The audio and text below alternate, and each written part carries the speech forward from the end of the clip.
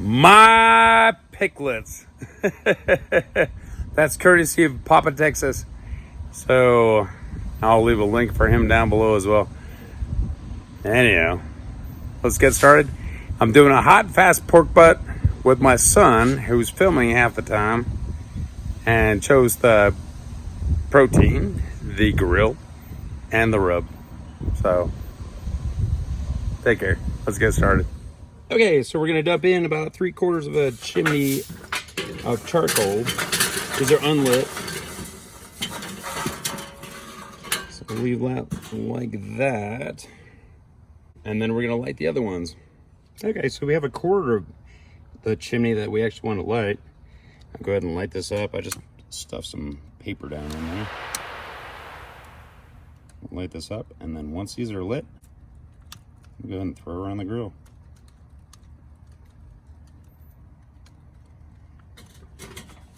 Let's get our pork butt seasoned in the meantime.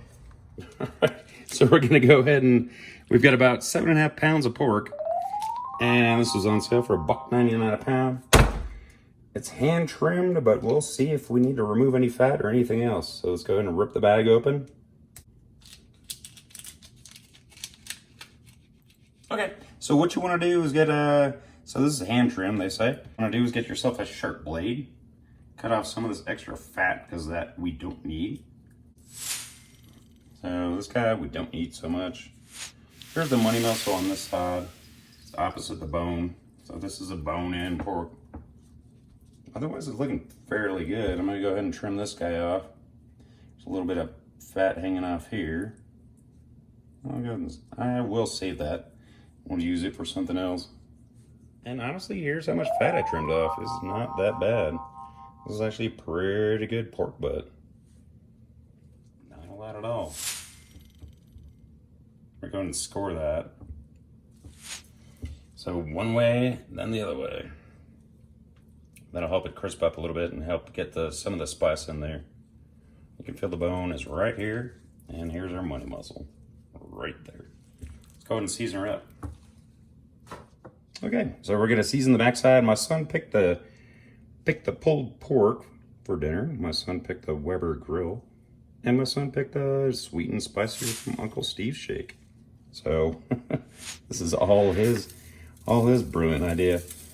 This pork butt, 7.5 pounds, can handle a whole bunch of spice. So we're going to go ahead and dust her up. You want to get both sides as well as the ends. There we go. Go ahead and let her sit while our cook chamber is coming up. So our Weber should be ready and all the coals should be ready in a little bit. We'll go ahead and add those. All right, let's get the fire started.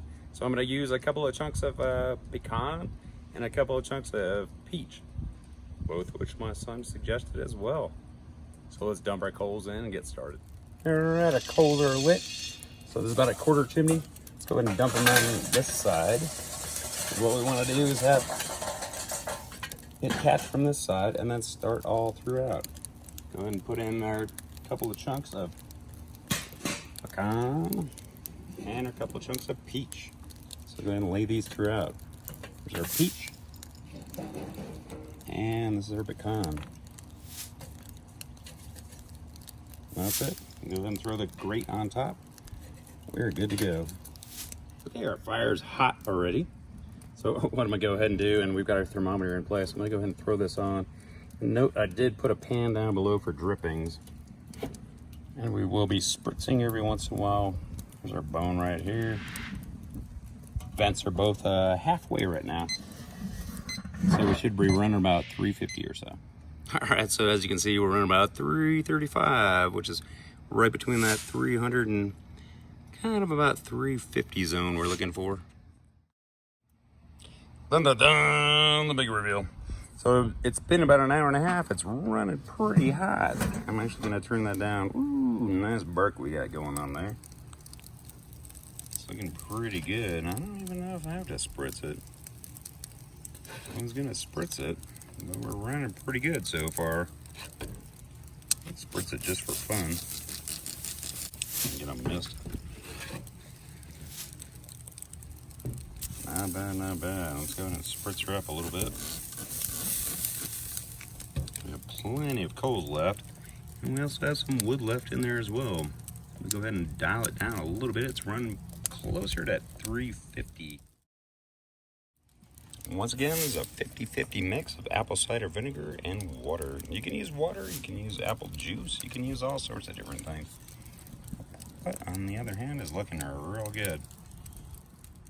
All right, so we're back after the 3-hour mark, and we're looking about 167 in the temp, and we're gonna go ahead and wrap it. All right. So now is the time to wrap. And the only thing we're gonna do is wrap in that aluminum foil pan that we got down below. So let's take her off and wrap it up. Mind you, this is a very hot and fast cook. So it's going along pretty well. It's only been about 3.5 hours. Certain food safe gloves, don't use them at home.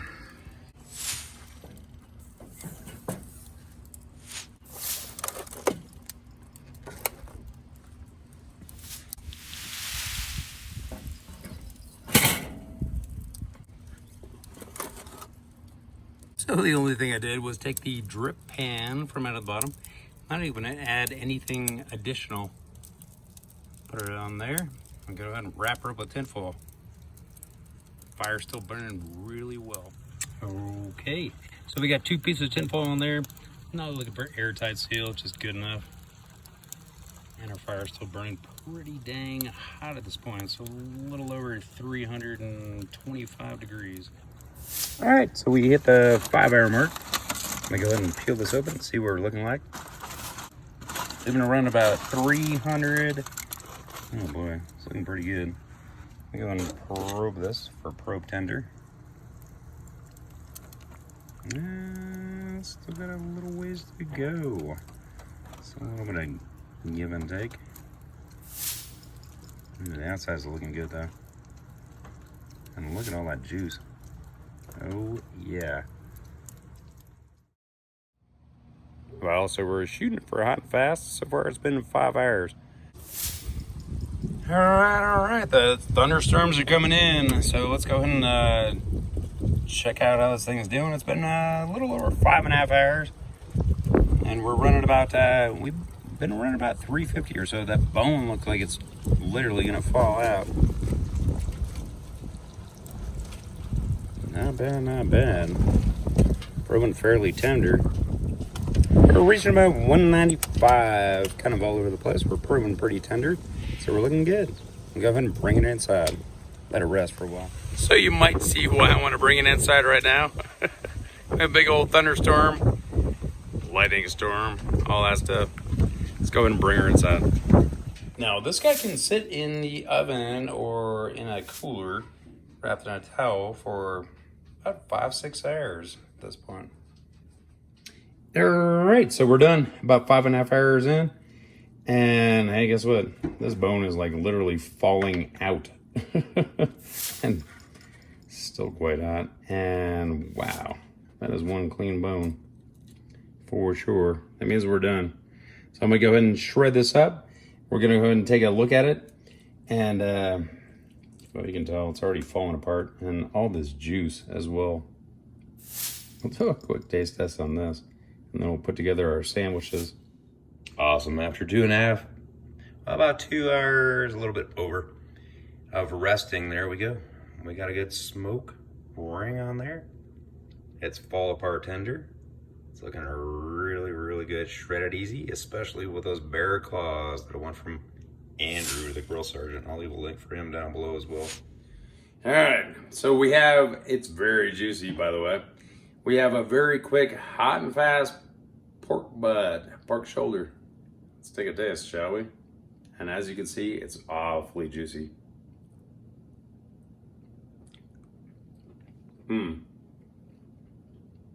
It's good.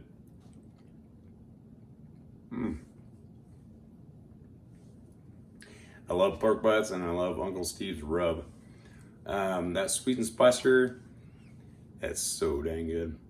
Anyhow, give it a try. If I can do it, you can too. And I'm gonna go ahead and make myself a plate. Pickles out. All right, so I kind of lied. So I did make corn on the cob. Made a little bit of coleslaw to go on top. Used a bit of Carolina coup. Dump some more Uncle Steve's shake on top. And then made some baked beans, as well as a vinegar sauce. And check this out. So, this is what came with the bear claws.